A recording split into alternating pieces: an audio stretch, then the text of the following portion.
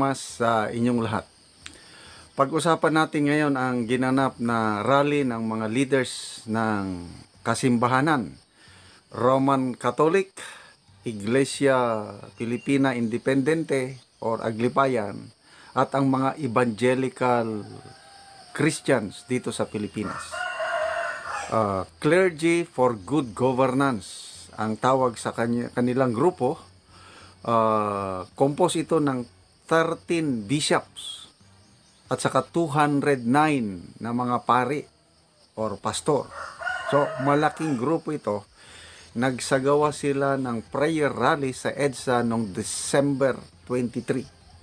So, ito, mabuti at ibinalita ng Rappler. Yung other mainstream media, wala eh. Tahimik, ABS-CBN, GMA, TV5, tahimik. Mabuti na lang at medyo mayroong Rappler na nagbalita. So, ito yung balita ng Rappler. Catholics, Evangelicals, Aglipayans hit self-serving national budget. Pinuna o binatikos nitong 13 bishops and 209 priests yung korupsyon, yung injustice, yung pagpapahirap na ginagawa ng administrasyong ito. Okay, pinangunahan ni Bishop Roberto Gaa, Roman Catholic Bishop ito, Diocese of Novaliches. Siya po ang nanguna dito sa Clergy for Good Governance. So, ang dalangin, grabe itong dalangin ni Bishop Gaa. Sabi niya, Lord, don't allow darkness and evil to reign. Darkness, kadiliman at kasamaan. Nakikita ni Bishop Gaa ang pangyayari sa bansa ngayon. Kaya dalangin niya sa Diyos na huwag niyong pabalayaan, Panginoon, na maghari ang kadiliman at kasamaan dito sa aming bansa. Mabigat yun, galing sa isang bishop. Salamat kay Bishop Roberto Gaa ng Diocese of Novaliches. Roman Catholic ito. Okay. Sa leader naman ng Iglesia Pilipina Independente, si Reverend Jonito Cabillas. Sabi niya, punish the wicked and throw them into eternal fire. Kung hindi sila magsisi, Panginoon, parusahan nyo na at itapon nyo na sila sa apoy na hindi namamatay. Mas matindi ito sa Aglipayan.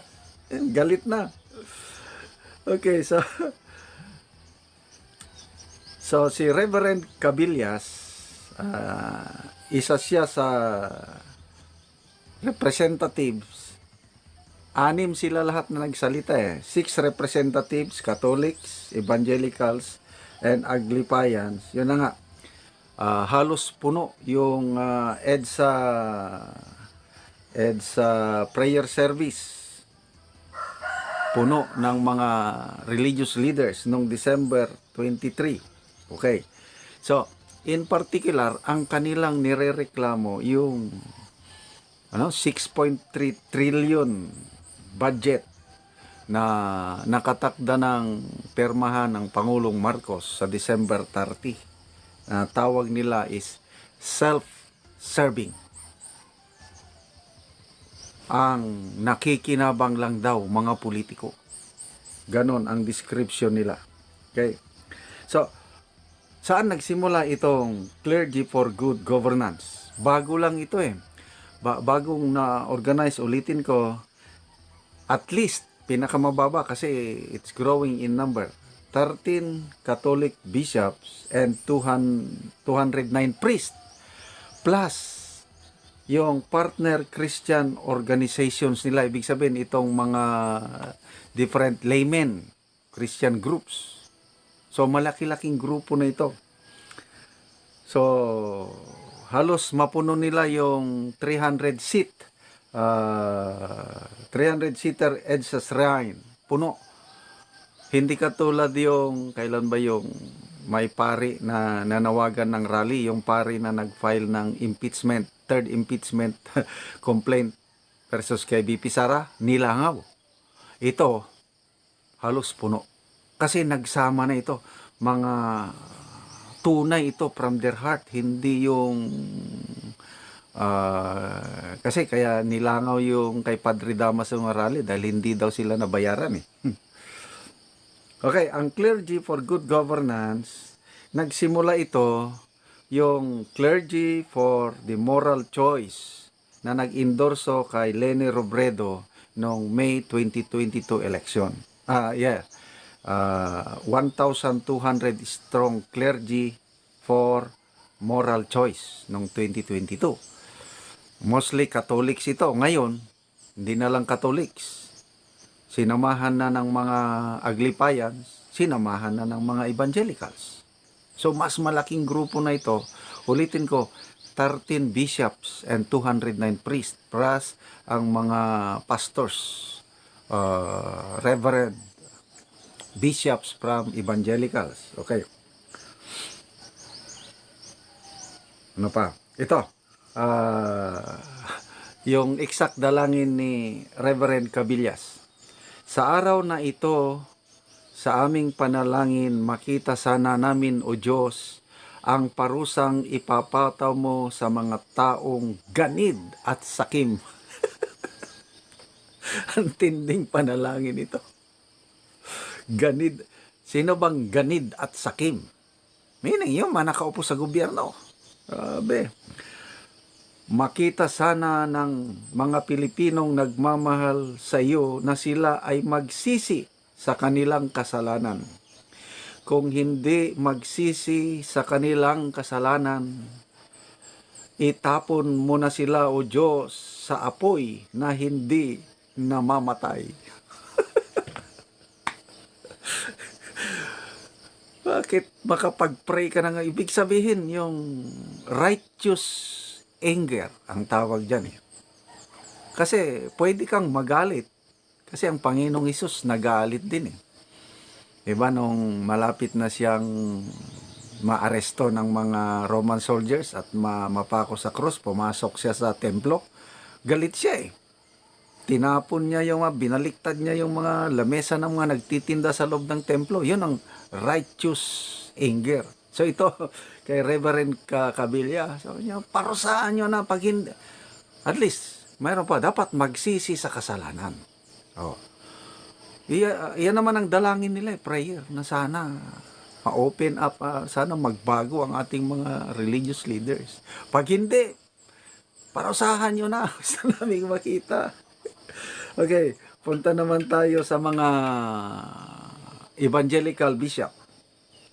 Ito, Bishop Noel Pantuha, National Director of Philippine Council of Evangelical Churches. Namit ko na ito. Kilala ko siya, kaya lang hindi niya ako siguro, kaya namit ko na siya. Sabi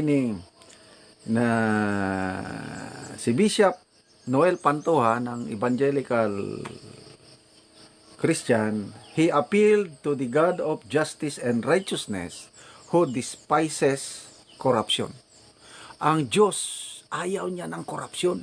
Ayaw niya ng injustice. Despises. Galit siya sa mga kurakot. Sa mga nagpapahirap, sa mga mahirap. Galit. So, dagdag na prayer ni Bishop Pantoa is the country's leaders may be filled with a deep sense of accountability to the people. Help them remember that their power is a sacred trust. Medyo mas mild itong prayer ni Bishop Pantoa kumpara kay Bishop Cabillas. Grabe yun. Itatapon na sa impyerno eh. Okay. Isa pang bishop, kilala ko rin ito, si Bishop Ephraim Tindero, Global Ambassador of World Evangelical Alliance. Sabi niya, may they remember, meaning the leaders, may they remember that they are ultimately accountable to you, O God. Akala siguro kasi ng mga political leaders na walang nakakakita sa kanilang ginagawa. Eh, wala. Lahat ng ginagawa natin nakikita ng Diyos. Kung description ko is, bawat buhay natin may nakatutok na CCTV camera ng Diyos, yung mata ng Diyos. Recorded lahat ang ginagawa natin. Pagdating ng araw, Judgment Day, ipapakita ng Diyos lahat ng ginawa natin sa sekreto man o ano. So, sana malala ng mga leaders na accountable sila sa Diyos. So, maganda. Okay. Isang pare, Carmelite priest, Father Christian Buenape. Siya po ang representative ng Catholic Church Conference of Major Superiors in the Philippines. Si Father Buenape, he criticized those who turn a blind eye to the problem of society.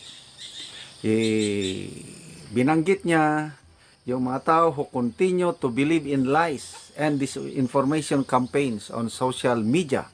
Kasi sa social media ngayon, may mga nagpapaano na maganda daw ang takbo ng gobyerno. Yan ang napansin ni Father Christian Buenape. Tanong niya, do you think we are enjoying God's favor today with all the plunder and lies in our political system? Wow! Kasi pinapalabas nila, stable. Magandang gobyerno. Mayroon lang nag-iingay ka lang, stable tayo. We are in good hands. Ganon. Yung napansin ni Father Buenape. But sabi niya, do you think we are enjoying God's favor today with all the plunder and lies in our political system? Okay, mayroong isang lay woman. Yung hindi siya pare o ano, lay leader Marita Wasan of the Sangguniang Laiko ng Pilipinas, the lay arm of the Catholic Bishops Conference of the Philippines. Criticize naman ni Marita Wasan yung ayuda. Dole out. Sabi niya, nabubuhay ba ang bawat Pilipino sa ayuda? So, si Wasan in-encourage niyang mga Pilipino to rise up and raise your voice as we have the obligation to choose the heroes that will lead our country. Ito, dagdag ni Bishop Roberto Gaa, sabi niya, Panginoon, hanggang kailan kami maghihirap sa kamay ng mga makapangyarihan? Ako, delikado ito. Gusto na ni Bishop Gaa na matigil na ang panunungkulan nitong mga nagpapahirap. Panginoon, huwag mong hayaan na maghari ang karimlan at kasamaan. Okay, ito yung pinakamatindi, si Father Robert Reyes, yung running priest. Siya po ang nag-open ng prayer sa rally. Ito ang sabi niya, we need another peaceful revolution. Yung people power ba? Will it be in EDSA? People shouting, people power in EDSA? We have to be open where God will lead us. We have to start walking with our people so that our people will not look at us as armchair revolutionaries. Ibig sabihin, kumilos na tayo. Sabi ni Father Bishop Reyes, kailangan natin ng another peaceful revolution. Kailan ito mangyari? I don't know. Depende na po kung ano ang itadhana ng Diyos.